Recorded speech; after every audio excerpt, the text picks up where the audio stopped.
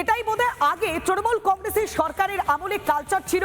মমতা বন্দ্যোপাধ্যায় ঢুকে হুম্বিতম্বি করতেন, তার চেলা চামুন্ডিরা ঢুকে হুম্বিতম্বি করত, দালালরা চলতো। তবে সেসব এখন অতীত। বর্তমানে মুখ্যমন্ত্রী জানিয়ে দিয়েছেন উন্নত পরিষেবাটাই ধ্যান জ্ঞান। সেই কারণেই জরায়ু ক্যান্সারের জন্য টিকাকরণ কর্মসূচির উদ্যোগ নেওয়া হয়েছে। শনিবারই বিধাননগর মহকুমা হাসপাতাল থেকে সেই কর্মসূচির তিনি সূচনা করেছেন। আগামী দিনে দালাল রাজ বন্ধ হবে, আগামী দিনে সুস্থ পরিষেবা পাওয়া যাবে, সেটাই একমাত্র লক্ষ্য সরকারের, তাও স্পষ্ট করে দিয়েছেন মুখ্যমন্ত্রী। যেমন কথা তেমন কাজ। শুভেন্দু অধিকারী সরকারের কাজ হচ্ছে তুরন্ত। 23শে মে ঘোষণা করেছিলেন মুখ্যমন্ত্রী, 30শে মে হাতে নাতে ফলাফল।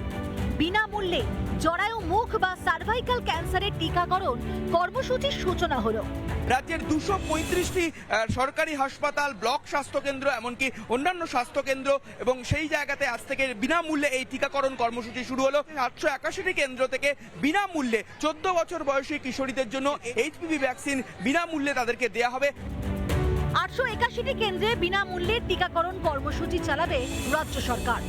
ভবিষ্যতে সার্ভাইকাল ক্যান্সারের ঝুঁকি কমাতে 14 থেকে 15 বছর বয়সীদের এই টিকা দেওয়া হবে। কেন্দ্রের থেকে 7,72,250 ডোজ পেয়েছে রাজ্য। তিনি আমাদের 7,72,650 ডোজ টিকা দিয়েছেন, যা আমরা বিনামূল্যে এই প্রতিষেধক বা টিকাকরণের কর্মসূচি আমরা শুরু করতে পারব।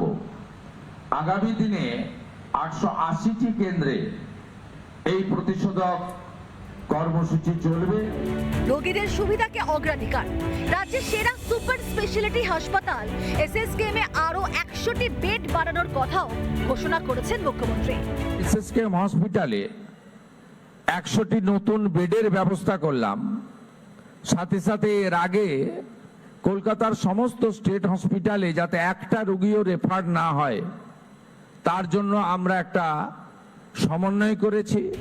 15 বছরে অপশাসনের রাজ্যের স্বাস্থ্য পরিকাঠামোয় খুন ধরেছে। রাতারাতি স্বাস্থ্য রোগ নিরাময় করা যে সহজ নয়, তা বিলক্ষণ জানেন মুখ্যমন্ত্রী। সরকারের দায়িত্ব নেবার পর পরিকাঠামোর আরো উন্নতিতে আরো জোর দিচ্ছেন শুভেন্দু। মুখ্যমন্ত্রীর তৎপরতায় সুফল আগামী দিনে রাজ্যবাসী পাবে, তা বলাই বাহুল্য। সুখেন্দু সরকারের রিপোর্ট, রিপাবলিক বাংলা। নানা ধরনের কন্টেন্ট দেখার জন্য লাইক করুন, শেয়ার করুন আমাদের ফেসবুক পেজ, সাবস্ক্রাইব করুন আমাদের ইউটিউব চ্যানেল।